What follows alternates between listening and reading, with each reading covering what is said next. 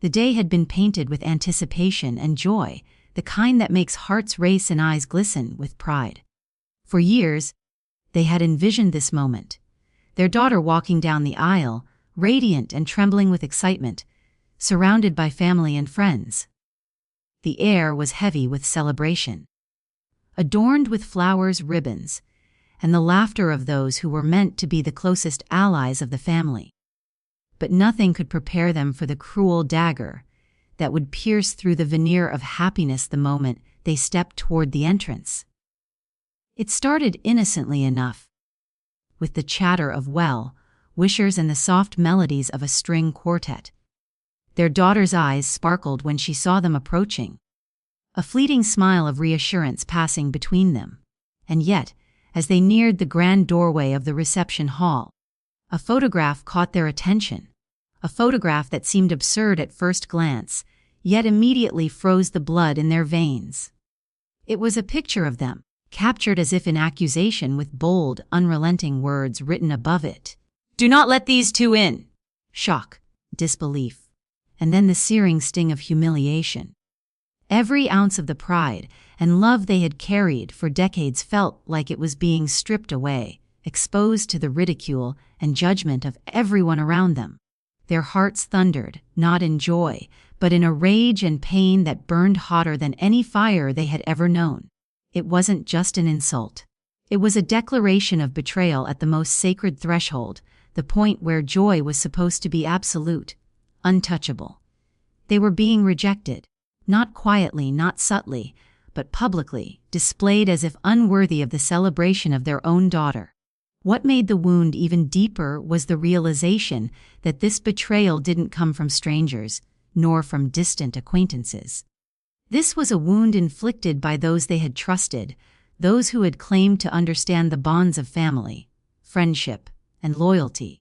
The sheer audacity of having their faces plastered with such a hateful sign at the entrance of a celebration that was supposed to honor love made the betrayal all the more vicious.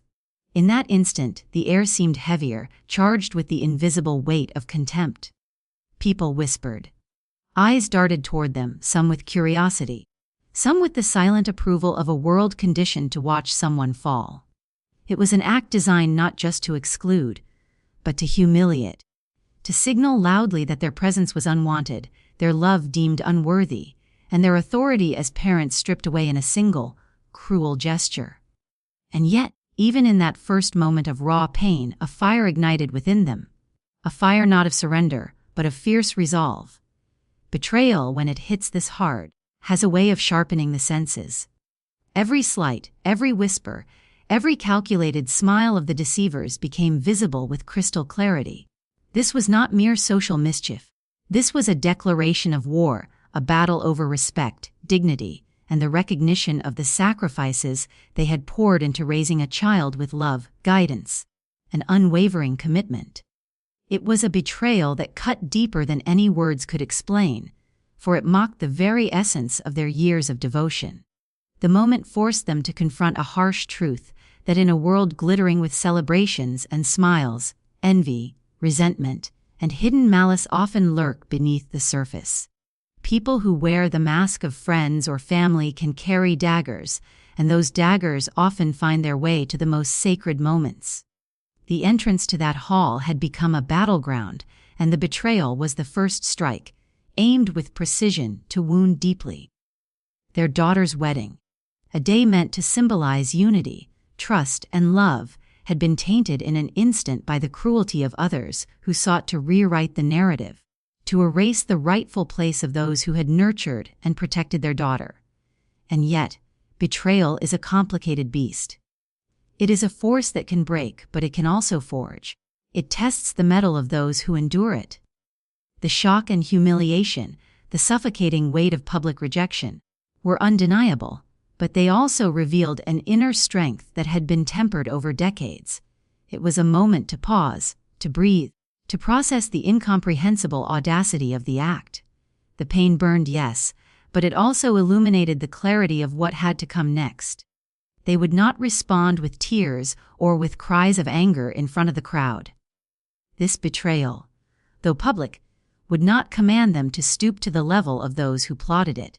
It demanded patience, observation, and the quiet cultivation of a response that would leave an indelible mark far more powerful than a public confrontation ever could. In that moment, the world seemed to tilt. The betrayal at the threshold was more than a social slight. It was a challenge, a test of dignity, resilience, and strategy. It was an invitation to witness the unraveling of false pretenses, to let the architects of this cruelty reveal themselves through their own arrogance. Every whispered word, every smirk of triumph from the perpetrators became fuel for a storm that had yet to fully manifest. The humiliation was acute, but so was the awakening of a force within them that refused to be broken. They were no longer simply parents. They were guardians of justice, witnesses to the fragility of deception, and custodians of a quiet revenge that would echo far beyond the walls of that hall. Betrayal at the threshold is a moment that sears itself into memory. It leaves no room for denial, no place to retreat into comforting illusions. It forces one to confront the reality of human nature, the cruelty that masquerades as civility, and the treachery that hides behind smiles. And in that searing, unforgettable moment, they understood one unassailable truth: those who cast them aside, who sought to shame them in public, had underestimated the depth of their resilience, the precision of their discernment, and the silent but unstoppable power of their presence withdrawn. What should have been a moment of celebration became the first scene in a story of reckoning, a stage set for the consequences that would follow. The betrayal was absolute, undeniable, and burning, but it also marked the beginning of a journey in which humiliation would transform into strategy, sorrow into clarity, and public shame into a demonstration of unassailable dignity.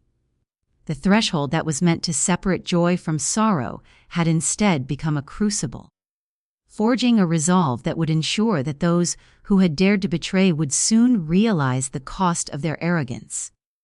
The moment their eyes met the photograph, emblazoned with the cruel words of exclusion, a storm of emotion surged through them: rage, disbelief, sorrow. But they understood immediately that a reaction in front of the crowd would only feed the malicious satisfaction of those who sought to humiliate them. There was a certain power in restraint, a kind of silent authority that could speak louder than any shouted protest. Their hands did not tremble, their hearts did not falter. They turned slow and deliberate, away from the hall, their faces composed, their steps steady. Each movement was an act of defiance, a message to the perpetrators that no public spectacle could diminish the dignity they had spent decades cultivating. Walking away was not surrender, it was strategy. They had been invited into a trap of social manipulation, where the presence of anger or outrage could have been twisted into mockery, replayed and exaggerated for maximum embarrassment. They refused to grant such satisfaction.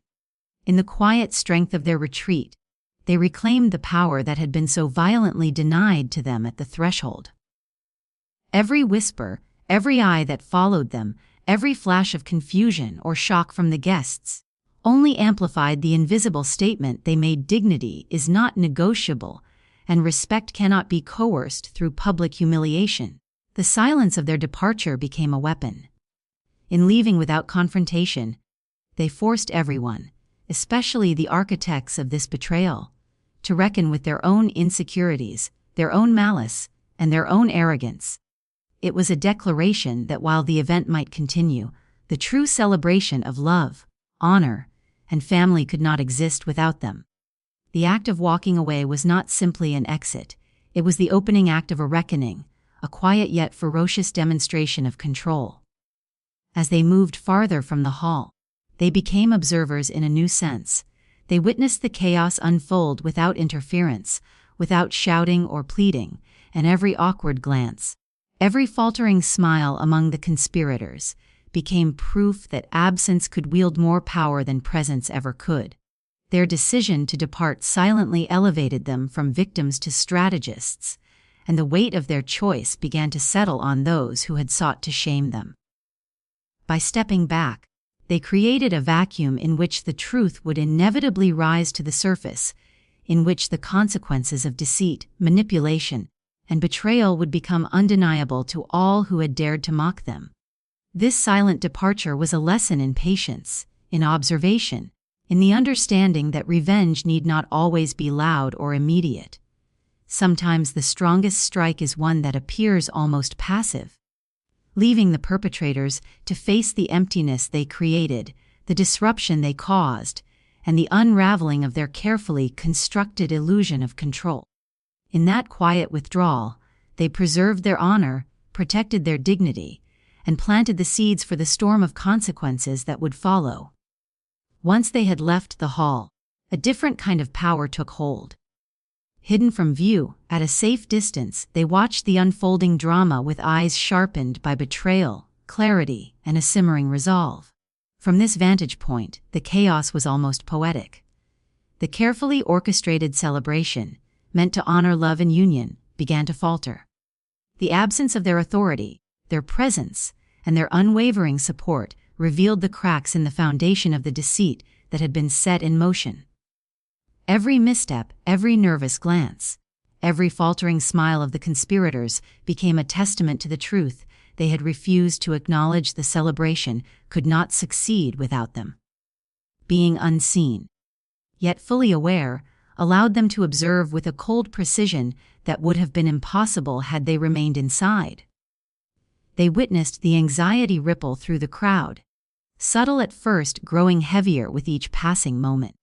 Those who had sought to humiliate them were now forced to confront the consequences of their arrogance.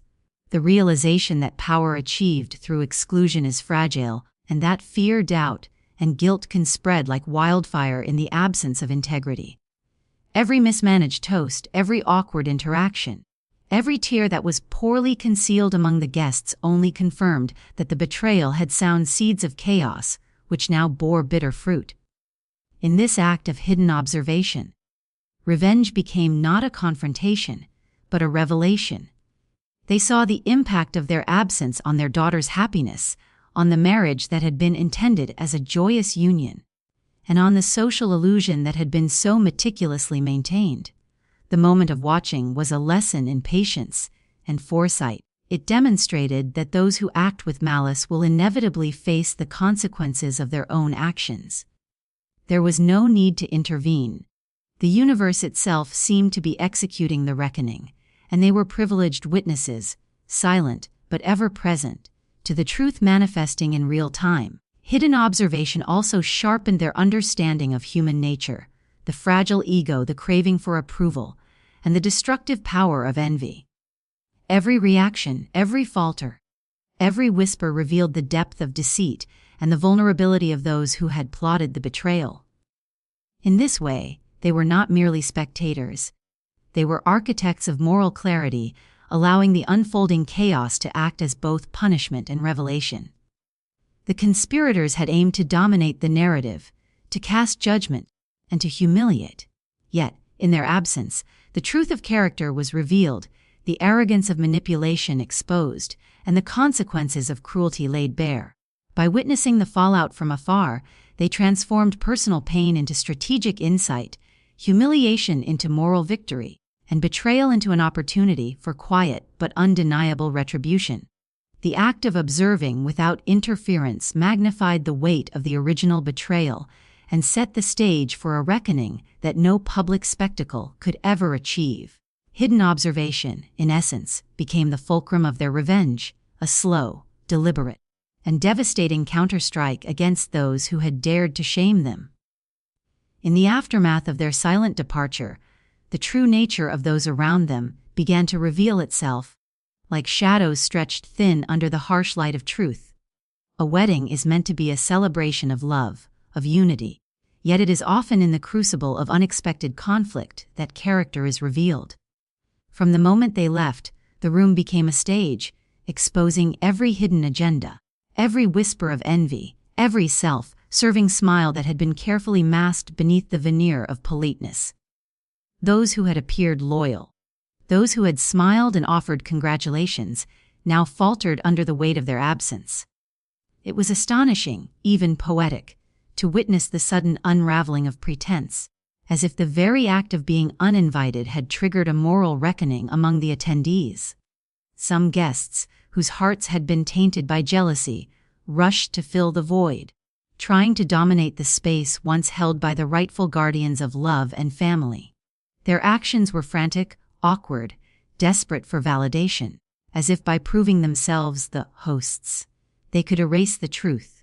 Yet nothing could mask the hollowness in their gestures. The absence of the parents, once central to the celebration, created a vacuum that could not be filled by opportunism or self-interest. Loyalty, it became glaringly clear, is not performative. It is tested when the stakes are highest, when dignity and love are challenged, and when silence itself becomes louder than words. Witnessing this, the couple, hidden outside the hall, experienced a mixture of vindication and sorrow.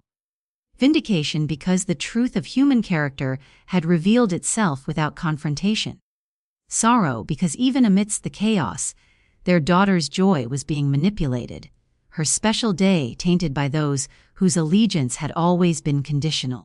The exposure of envy, the cracking smiles of deceit, and the awkward scramble for attention were undeniable proof that genuine support is rare and precious, and that it cannot be faked or coerced. In this revelation there was also a lesson in strategy. By not engaging, by stepping aside, they allowed the universe itself to reveal the hypocrisy, leaving the manipulators exposed for all to see. The very act of withdrawing became a magnifying glass, intensifying the true colors of those around them. The people who had spoken against them, plotted their humiliation, and attempted to dominate the celebration, now found themselves naked before the judgment of truth and conscience. It was a moment of unmasking that no words or confrontations could have achieved as powerfully, a display of moral clarity that left an indelible mark on everyone present. Absence has a power that presence often cannot achieve. By walking away from the wedding, they transformed humiliation into authority. Each step away from the hall was deliberate, calculated, and symbolic. It was a demonstration that true dignity cannot be bought, coerced, or forced. It is maintained through choice, through restraint, and through the understanding that reactions can empower the wrong people. The absence of their presence at the threshold had created a vacuum that resonated more loudly than any confrontation ever could. It forced the attendees to confront the weight of what had been attempted, and the absence became a statement, an undeniable truth. The room inside, once alive with orchestrated celebration, now quivered under the tension of missing pillars. The absence of the parents, the rightful custodians of love, morality, and guidance, was deafening. Their withdrawal spoke of strength, control, and the kind of quiet authority that commands respect without uttering a single word. Every gesture inside, every whispered speculation, every awkward attempt to replicate their influence only highlighted the void they had left behind. The manipulative forces that had attempted to seize control found themselves powerless, exposed, and increasingly desperate. Absence, they realized, is not emptiness. It is a tool of strategy. By refusing to react, to shout, or to fight in the moment, they allowed their power to manifest in subtle but devastating ways. People noticed the lack, felt the weight of their missing presence, and began to understand that true respect cannot be demanded. It must be earned and maintained. The reverberations of their absence reached every corner of the celebration, amplifying the chaos and amplifying the ultimate truth. Those who sought to humiliate them had underestimated the quiet strength that comes from self-restraint and moral clarity. Betrayal is a subtle poison, often disguised in the smiles of those who claim to care, and loyalty is a fragile gem, easily hidden beneath layers of self-interest. At a moment when the heart is supposed to celebrate, when love is supposed to be unassailable, the true nature of people is laid bare. The photograph at the entrance had not only humiliated them, but also marked the beginning of a revelation that would strip away the masks of pretense and reveal the skeletons beneath the carefully constructed facades.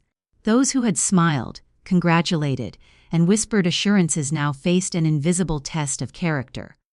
A silent inquiry into the depth of their devotion and the authenticity of their intentions. The quiet power of absence became a lens through which the faint lines of deceit and envy sharpened into stark, undeniable truths. From the moment they stepped away from the entrance, observing the room from a distance, the patterns of human behavior began to emerge with the clarity of a harsh spotlight. Some faces, once warm with feigned affection, twisted subtly into panic, their gestures betraying a desperation to maintain control over a narrative they had no right to dominate. Every laugh that faltered, every toast that stumbled, every handshake that lingered uncomfortably revealed the thin veneer of loyalty that had so carefully disguised envy. The act of exclusion had not only targeted them, it had forced the conspirators to reveal themselves, to display their insecurities in real time.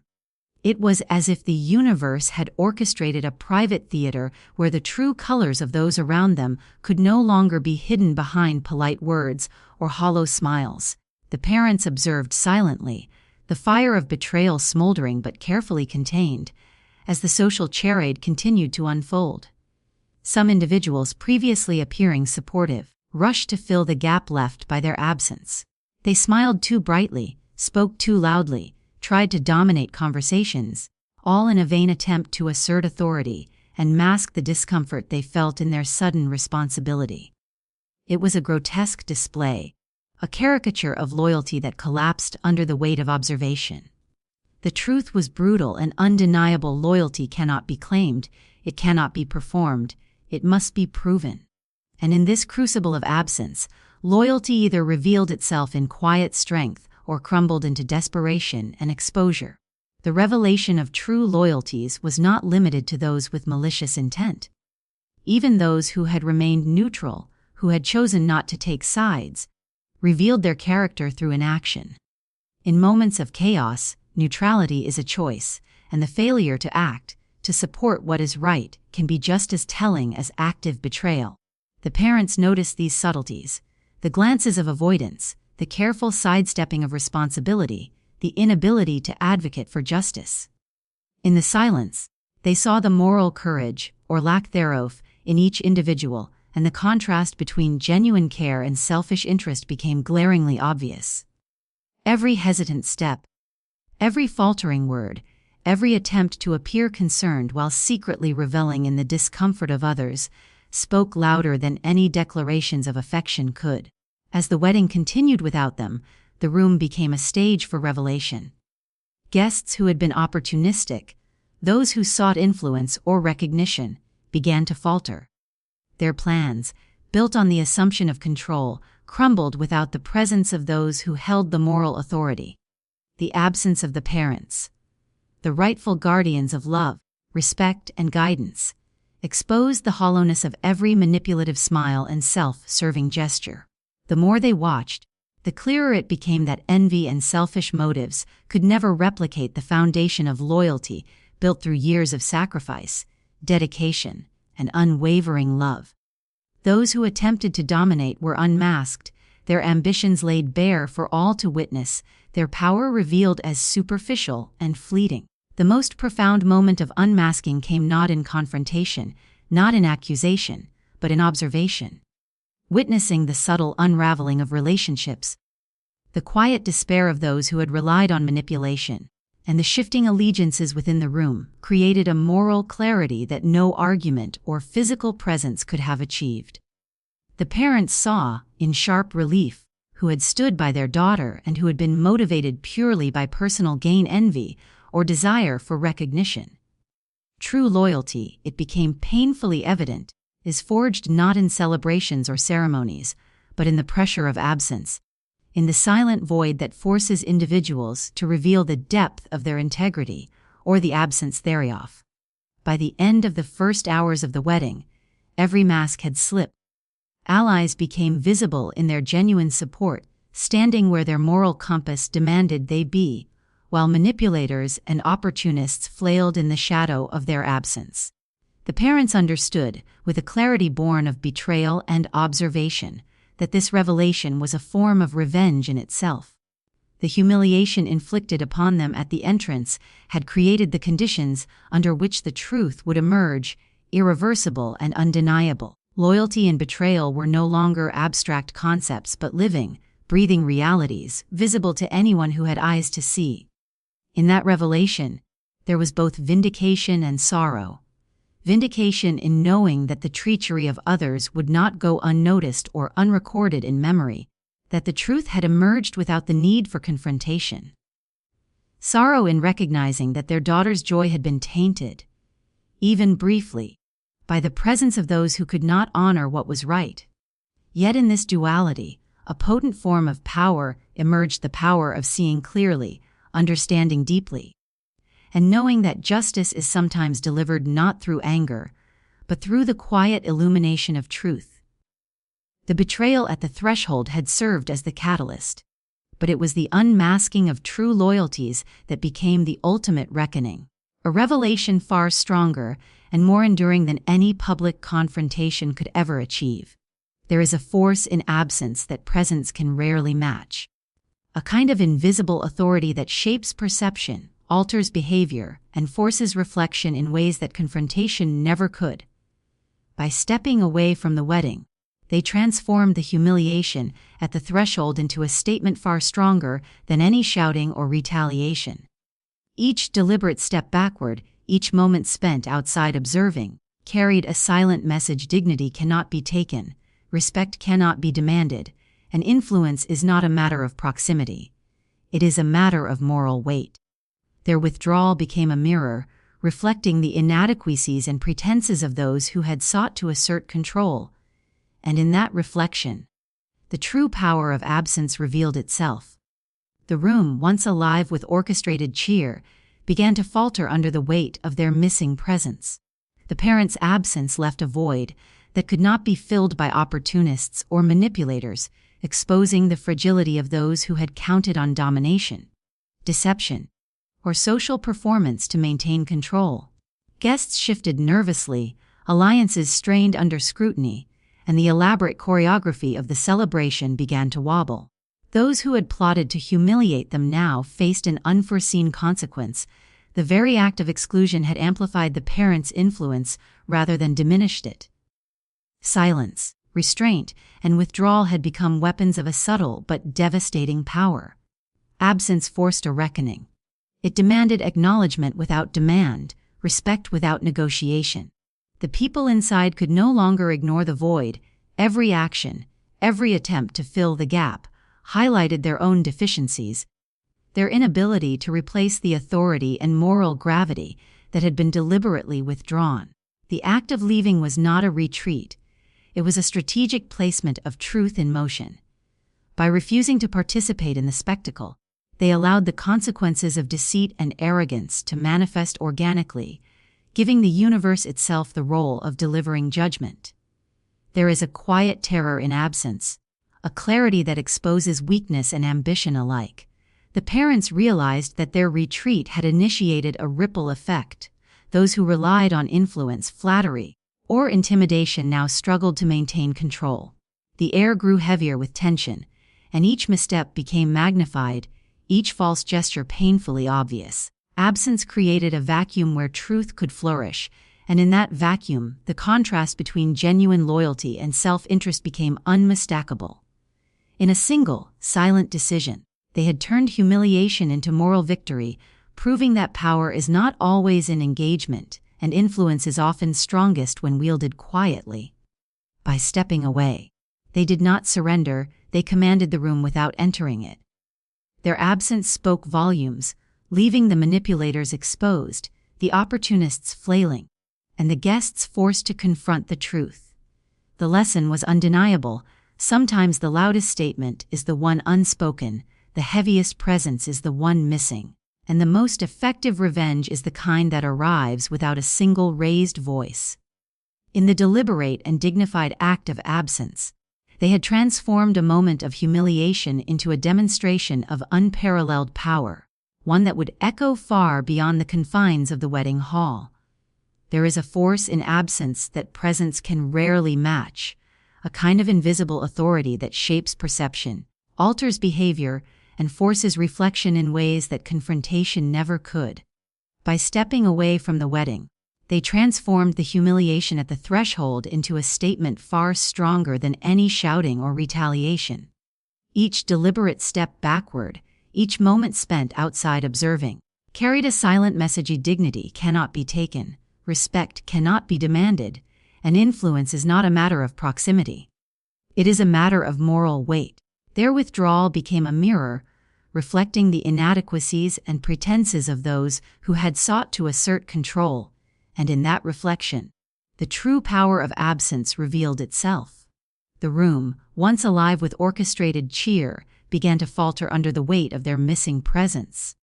The parents' absence left a void that could not be filled by opportunists or manipulators, exposing the fragility of those who had counted on domination, deception, or social performance to maintain control. Guests shifted nervously, alliances strained under scrutiny, and the elaborate choreography of the celebration began to wobble. Those who had plotted to humiliate them now faced an unforeseen consequence. The very act of exclusion had amplified the parents' influence rather than diminished it. Silence, restraint, and withdrawal had become weapons of a subtle but devastating power. Absence forced a reckoning. It demanded acknowledgement without demand, respect without negotiation. The people inside could no longer ignore the void. Every action, every attempt to fill the gap, highlighted their own deficiencies, their inability to replace the authority and moral gravity that had been deliberately withdrawn. The act of leaving was not a retreat, it was a strategic placement of truth in motion. By refusing to participate in the spectacle, they allowed the consequences of deceit and arrogance to manifest organically, giving the universe itself the role of delivering judgment. There is a quiet terror in absence, a clarity that exposes weakness and ambition alike. The parents realized that their retreat had initiated a ripple effect.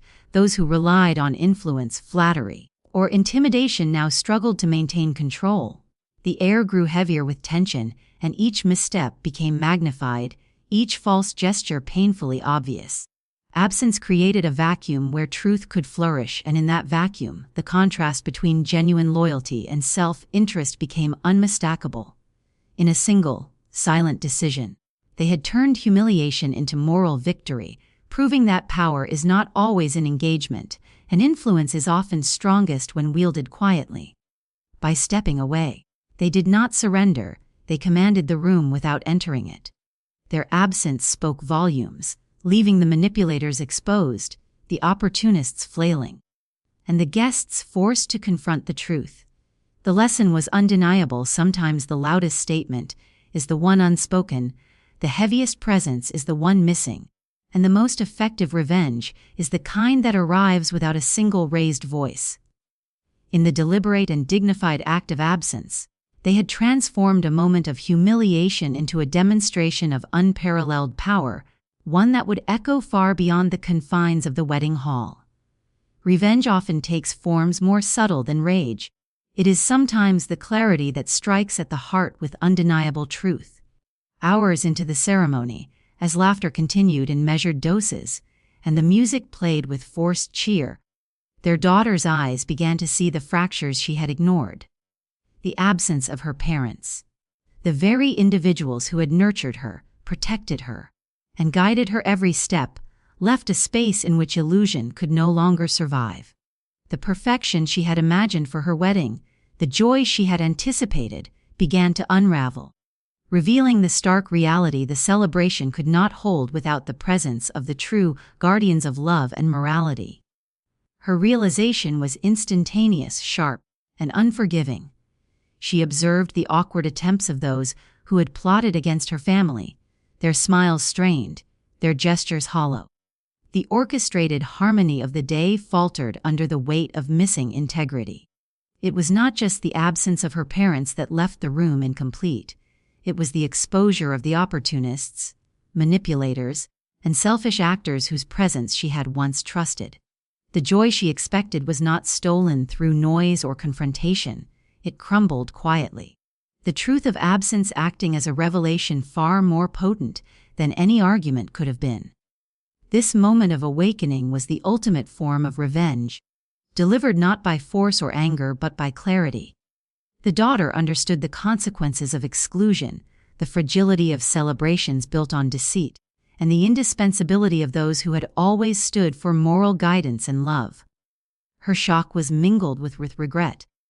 As the brilliance of the day dulled under the reality of truth, the manipulators, who had sought victory through humiliation, now faced the devastating reality that their triumph was hollow. The true architects of the day, the parents whose absence had orchestrated moral justice, had achieved revenge in its most lasting form through realization. In witnessing this unraveling, they observed the power of consequences in action. The joy that had been promised could not exist without the integrity and presence of those who had been vilified. The daughter's awakening to this truth crystallized the impact of their withdrawal. Revenge, they saw, need not involve confrontation, loud words, or public spectacle. It is often most effective when it allows the deceivers to witness the fallout of their own actions, to feel the weight of the absence they engineered, and to recognize the irreplaceable value of those they attempted to shame. The moment of realization also carried a lesson in permanence. While anger fades, while confrontation can be forgotten or twisted in retellings, the truth witnessed in clarity leaves an indelible mark. The daughter's eyes, widened in understanding, became the final instrument of justice. Her recognition of the hollowed joy, the fractured celebration, and the irreplaceable value of her parents' presence ensured that the consequences of betrayal would linger long after the music stopped and the flowers wilted. In that quiet, devastating moment, revenge was complete.